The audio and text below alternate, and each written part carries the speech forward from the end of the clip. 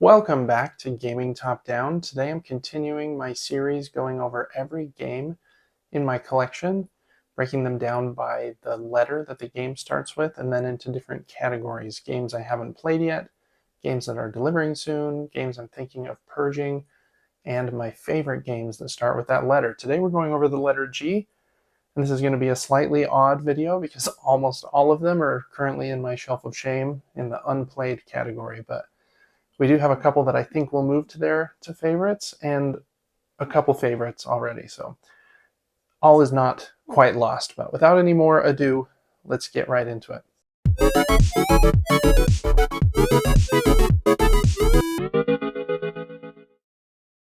Okay, first up for the games I haven't played yet is Get On Board.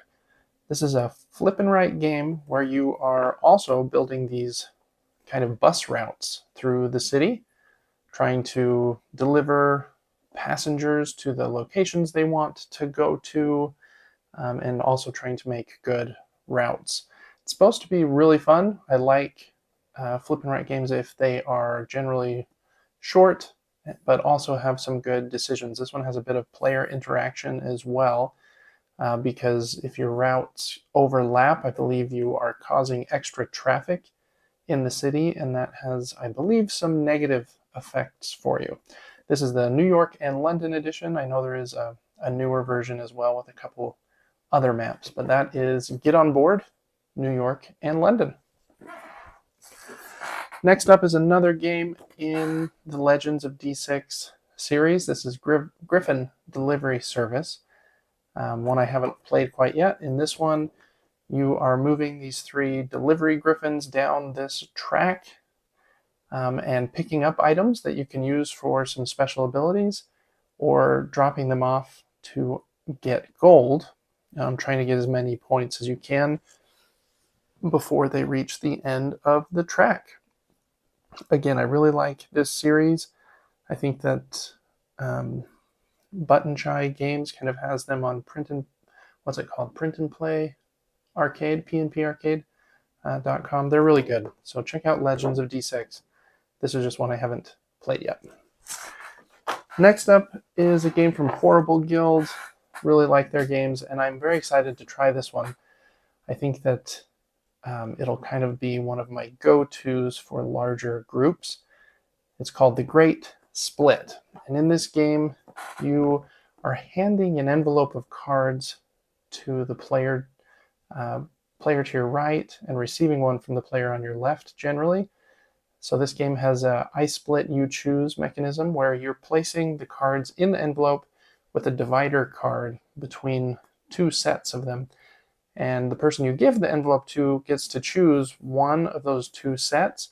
So you're trying to strategically give them maybe some things that they want in a way that can leave more of what you want for yourself. And then you're also making that decision back from the envelope that you received. And then you keep track of a bunch of things on your player board here on these nice double-layered player boards. This game plays 2 to 7 players, like I said, so that higher player count can work here pretty well, since you're all kind of playing at the same time, mostly with the people to your right and left. So yeah, excited to play this one, just haven't had the opportunity yet. That is The Great Split. Next is one that I don't know if I will play, but it is Disney's Gargoyles. Gargoyles Awakening, I guess, is the subtitle there. And this is a cooperative game where you are controlling the gargoyles from that TV show that we all loved as kids. And you're moving around the city. There are 4 different kind of campaign episodes, they call them, in this game. And it also has these kind of 3D buildings to give it a little more presence on the table. I think people that like co-op games working together, looks like you're also rolling some dice and managing damage and probably moving around the city trying to solve problems, put out fires, will like this kind of game. But I don't know if it's for me. You can see that I still have the stickers on here. It is still sealed, and I'm just trying to decide if it's one that I want to get to the table or not. That is Gargoyles Awakening. Next up is one I am very excited to play. This is Ganymede, and I've heard online a bit that for a lot of people this has kind of replaced Splendor for them because it plays quicker and has more meaningful decisions. And so I'm very excited to try it. It's a very simple game. The box could be much smaller because there's really not a lot in there. You got some meeples, some player boards, some cards. I know there is an expansion, so maybe with that expansion it fills the box up a bit more. But yeah, excited to try this kind of engine building halfway race game where you're trying to get your people from Earth to Mars and different planets, I'm assuming, to Ganymede. But haven't got it to the table quite yet, but that is Ganymede with a cool sci-fi art. Next is a big popular game. It's a little overwhelming to me, even though this is the smaller of the two versions. I guess 3 versions of this game now. This is Gloomhaven Jaws of the Lion. This is a cooperative or solo, I guess a dungeon crawl. It says fantasy campaign adventure here on the bottom.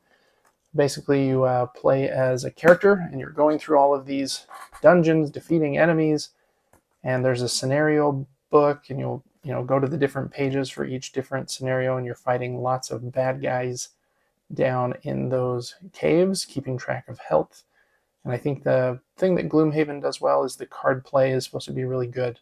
I think you choose like the top action of one card and the bottom of another, if I'm remembering correctly. Very, very incredibly popular game.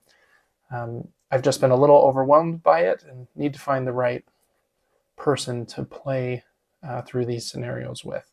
Because I don't think this is a game for me and my wife, but maybe for me and my brother or a close friend or something. Because yeah, I think I will like it, but a little intimidating to get out. That is Gloomhaven, Jaws of the Lion. Next is a kind of similar game, at least in the genre. This is God of War, the card game, which follows Kratos and Atreus kind of through the journey they had in the first game that came out on PlayStation, I think in 2018.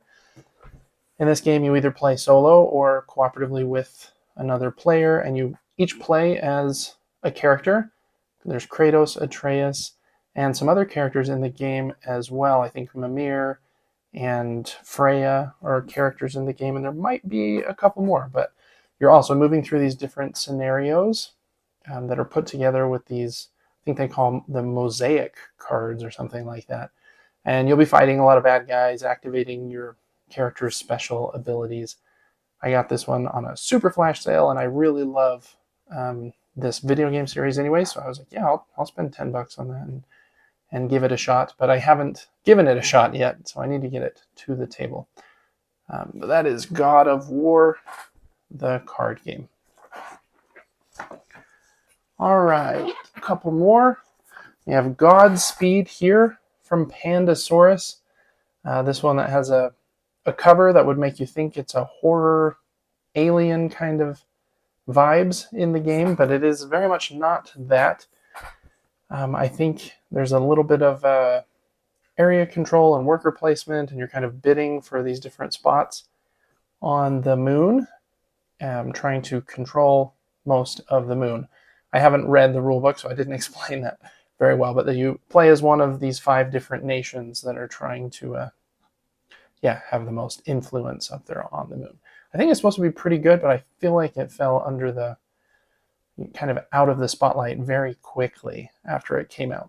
I really like the games that Pandasaurus makes generally, so I do want to give this one a fair shake before it either goes into the Purge pile or the favorites pile. But that is Godspeed. Okay, and last up in this category, games I have not yet played, is one that I do anticipate loving. It's just a very big, very heavy, very complex game, at least for me, who plays games generally around the Board Game Geek complexity value of 3. And I think this is making its way up towards 4. This is Great Western Trail by Alexander Pfister. This is specifically the New Zealand version, which is the latest version of the game, where you are in New Zealand and you are taking care of sheep. I think you can shear the sheep and sell the wool, or you can breed and sell the sheep along this trail that you're going down. Very big kind of deck building game, and you're putting out these buildings along the trail, and you kind of loop around the trail many times. There's also this kind of water board up top, where as you explore the different islands up there, you get some perks from kind of building out your bases along those different locations. And you're hiring workers, and you get to determine which strategy you're going to go with. Are you going to hire a lot of like traditional workers or shearers to shear your sheep? A lot going on in this one. I do like the Western theme, but I think that this theme of it being slightly different in New Zealand and focus on sheep instead of cattle, I think is a little more fun, in my opinion. So we'll see if I like this game. I do expect that I will. I think it will be in my favorites category for the letter G after I'm able to get it played, but haven't been able to in the couple of months that I have had it yet. So that is Great Western Trail, ending this segment of games that I have not played yet. All right, I don't have any in the Purge section, so we're just moving straight on to my favorite games that start with the letter G, and I only have two here, and they're some very kind of unique games here. First up is another game in that Legends of D6 series. This is Guns, Goblins, and Grog, and this is one of my favorites in the series. It's not my favorite, but it is one of them.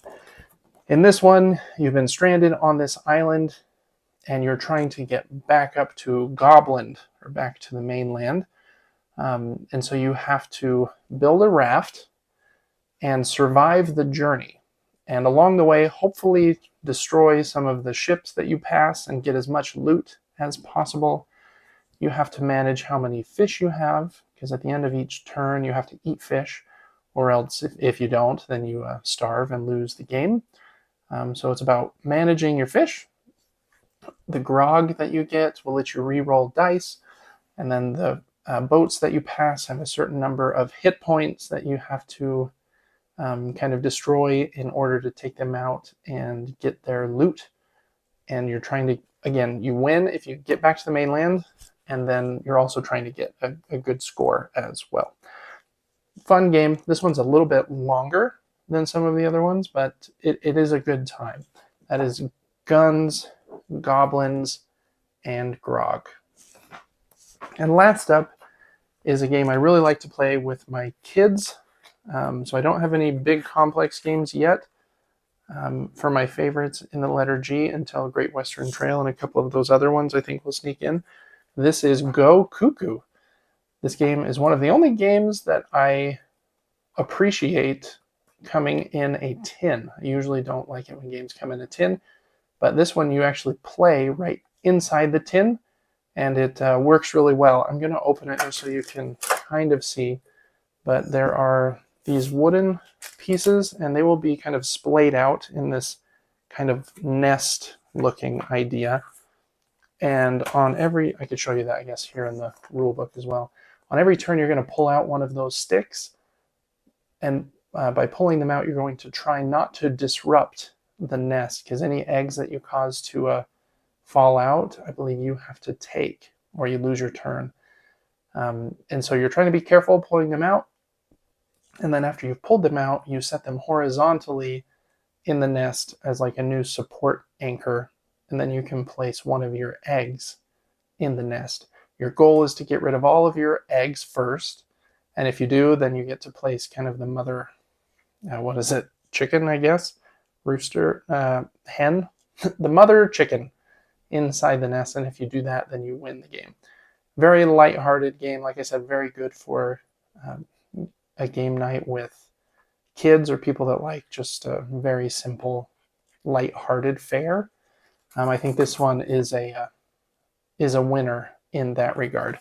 Again, not one that you will play for hours or probably come back to every night, but for the occasional kind of light game, I think it's really, really solid. So that is Go Cuckoo from Devere.